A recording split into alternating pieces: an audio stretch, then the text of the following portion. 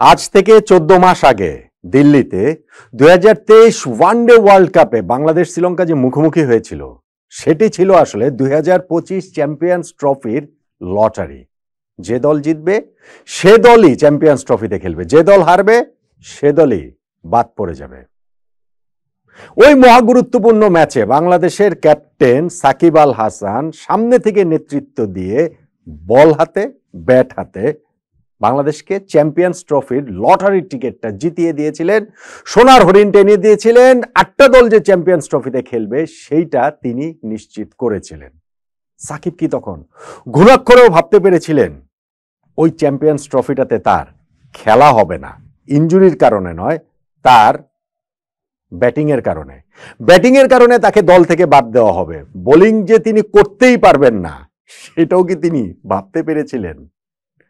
আসলে কি সাকিব আল হাসানের বাদ পড়ার কারণ এই যে চ্যাম্পিয়ন্স ট্রফির জন্য বাংলাদেশের 15 সদস্যের স্কোয়াড ঘোষণা করা হলো, সেইখানটাতে সাকিব আল হাসানের নাম নেই। কেন নেই সেই ব্যাখ্যাটা প্রধান নির্বাচক গাজী আশরাফ হোসেন লিপু দিয়েছেন, কিন্তু সেটা কি আসলে যথেষ্ট?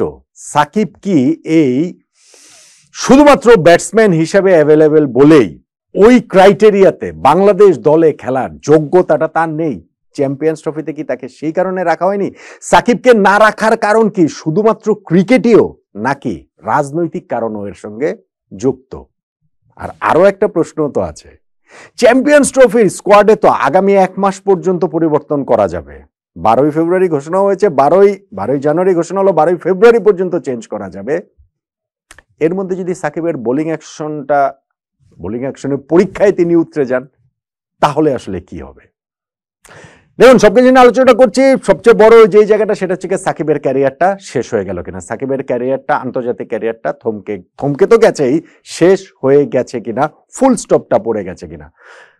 জাস্ট এই মাত্রই তামিম ইকবাল তিনি তার ইন্টারন্যাশনাল ক্রিকেট থেকে অবসরের ঘোষণা দিয়েছেন। সাকিব এরকম কোনো ঘোষণা দেননি। ইনফ্যাক্ট যখন চ্যাম্পিয়ন্স ট্রফির দলটাতে তিনি ছিলেন না, এরকম একটা মানে খবরটা যখন অফিসিয়াল হলো, তারপর সাকিবের অফিসিয়াল এখন তো হচ্ছে গিয়ে সোশ্যাল মিডিয়াতেই অনেক ঘোষণা হয়েছে, তামিমের অবসরের ঘোষণাটাও সেখানে হয়েছে।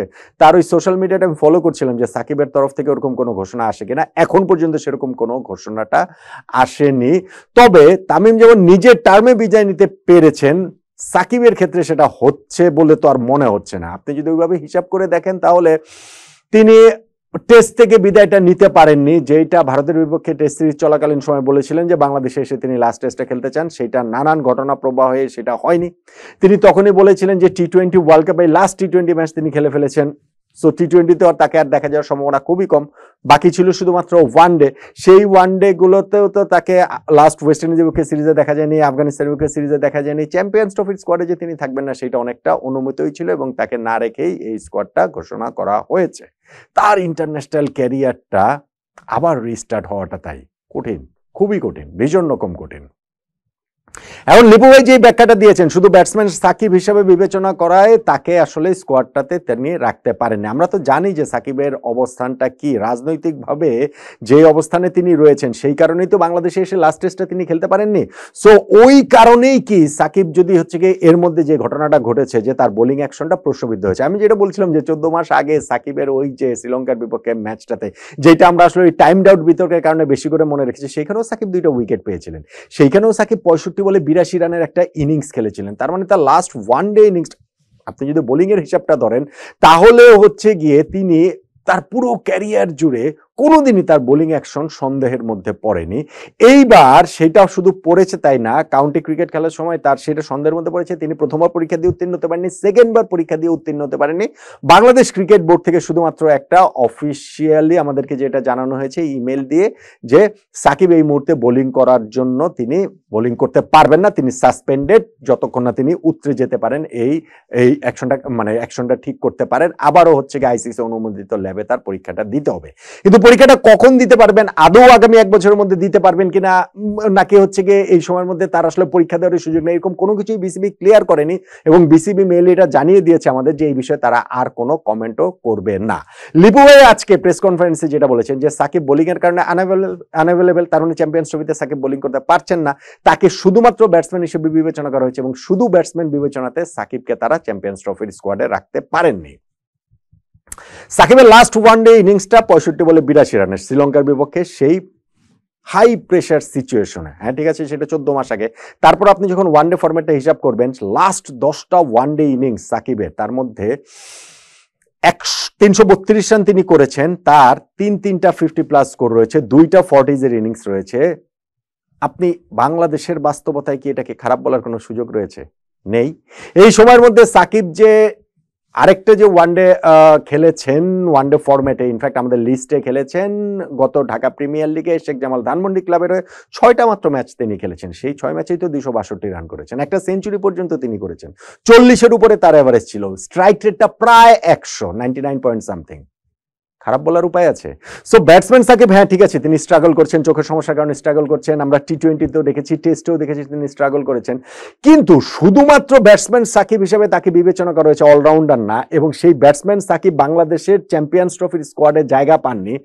আমি এইটাকে হচ্ছে গিয়ে মেনে নিতে রাজি না, আমার কাছে এটা কোনোভাবেই গ্রহণযোগ্য না। হ্যাঁ, লিপু ভাই বলেছেন যে তারা ব্যাটসম্যান সাকিবকেই স্কোয়াডে রাখতে পারেননি, ফলে ওই রাজনৈতিক বিবেচনাটা রয়েছে কিনা, যে সরকারের কাছ থেকে গ্রিন সিগন্যাল বিসিবি পেয়েছে কিনা, বিসিবির কাছ থেকে তো গ্রিন সিগন্যাল তারা পাবে, তারা যেহেতু নির্বাচক প্যানেল যেহেতু সাকিবকে ইনিশিয়ালি ব্যাটসম্যান হিসেবে রাখেননি, স্কোয়াডে রাখেননি, ফলে দ্বিতীয় বিবেচনা ওই রাজনৈতিক সিদ্ধান্তের ব্যাপারটা লিপু এরা জানতেও চাননি, জানতেও পারেননি। তিনি বলেছেন যে যদি স্কোয়াডে সাকিবকে ওইখানে রাখা হলে তখন এটা পরিষ্কারভাবে বিসিবি থেকে হয়তো বা তারা জানতে চাইতেন, জানতে পারতেন।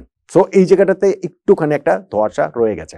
আমার কাছে মনে হয়, আমি আগেও ভিডিওতে বলেছি, এখনো বলছি, যে এই বোলিং অ্যাকশনের জিনিসটাকে সাকিবের শুধু সামনে নিয়ে আসা হচ্ছে, এটা ঢাল হিসাবে সামনে আনা হচ্ছে, যে যেই কারণে সাকিবকে রাখা হচ্ছে না। ধরেন হচ্ছে গিয়ে ওই রাজনৈতিক হিসাব নিকাশটা নেই, আমরা কি হয়েছে না হয়েছে সেটা জানি, আমরা মনে করেন যে ওই জায়গাটুকু নেই, সাকিবের ব্যাটিং ফর্ম এরকমই খারাপ, কিন্তু তারপরে কি সাকিবকে চ্যাম্পিয়ন্স ট্রফি স্কোয়াডে রাখা হতো নাকি হতো না?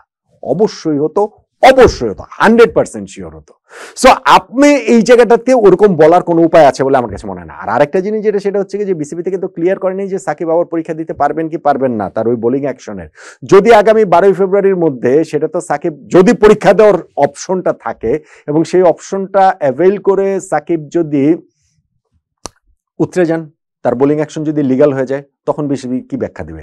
চেঞ্জ করার অপশন কিন্তু রয়েছে, তখন বিসিবির ব্যাখ্যাটা কি হবে? আমার কাছে তাই মনে হয় যে বিসিবি থেকে যদি আরেকটু ক্লিয়ারলি এই জিনিসটা লিপু ভাইরা যদি জানতে পারতেন, লিপু ভাইরা যদি আমাদেরকে জানাতে পারতেন যে না ঠিক আছে, রাজনৈতিক বিবেচনায় সাকিবকে গত কিছুদিন ধরে যেমন হিসাবের মধ্যে রাখা হচ্ছে না, ঠিক তেমনি ভাবে চ্যাম্পিয়ন্স ট্রফির স্কোয়াডেও সেই বিবেচনাটাই প্রধান, সেই কারণেই রাখা হচ্ছে না। লিপু ভাই যেটা বলেছেন যে না, সাকিব যেহেতু বোলিং করতে পারছেন না, সো ব্যাটসম্যান সাকিবকে তারা নিতে পারছেন না, তার মানে ক্রিকেটেও বিবেচনা।